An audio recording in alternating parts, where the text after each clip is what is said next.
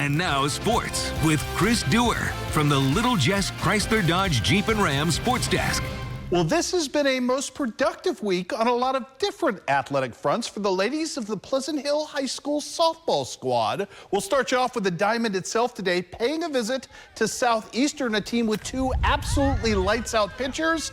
That didn't seem to stop the Wolves in this one. We'll start you off with Ava Womble standing on second. Jade Peoples going to drive her home, or excuse me, into scoring position. McKinley Lowe going to drive them both home with a two-run double to left in the top of the first. It's 2-0 Wolves at that point, but the bigger blow comes next. McKenna Winchell about to do her thing with a two-run inside the park home run in this one. And yes, that's a 4-0 lead in a blink, just like that for the Wolves. They're still not done in the first 2 outs. Ava Womble's back up again, this time an RBI single to make it 5-0. Jade Peoples going to do more damage this time with an RBI rip of her own. It's 7-0 in a blink, and the Wolves still aren't done in this one. How about Ava Womble's in the circle today? Just really tough to hit. She gave up just 2 hits overall, nary a single run on the day, and struck out 10, as it would be Pleasant Hill beating Southeastern by the final count in this one of 11-0. And while we're on the subject of Wolves softball, one of Pleasant Hill's clutchest hitters found her college forever home this week at Hannibal LaGrange.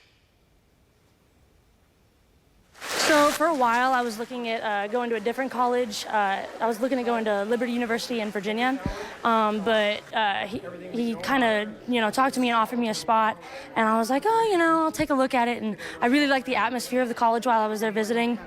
So I really liked that it was a smaller campus and more faith-centered.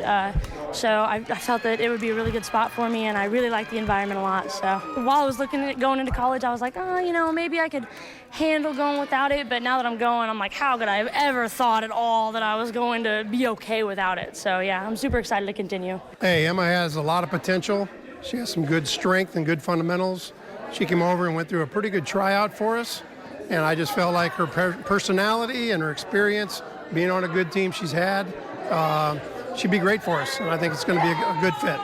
Good job. Keeping my faith in God and really having something to hold on to, even when I'm down and I'm in a tough spot, I just have somebody that I can be like, all right, God, you've put me in this spot. I know that I'm here for a reason.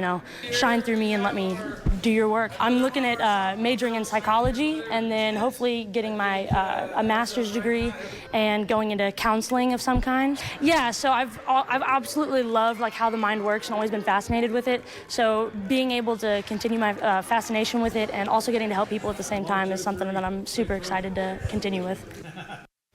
Other softball tonight in the dying gasps of the regular season. Quincy High School loses 8-2 on the road to Rock Island. Pittsfield wins in dramatic fashion over Liberty thanks to a Grace Henry grand slam to help tie things back up. Beardstown jumps all over Route Catholic today, and it was Payson Seymour falling to West Hancock. Beautiful pitching performance in that one yet again by Jordan Clymer. Also today, sectional track and field taking place. Big showing at Pleasant Plains by Camp Point Central, a second place team finish.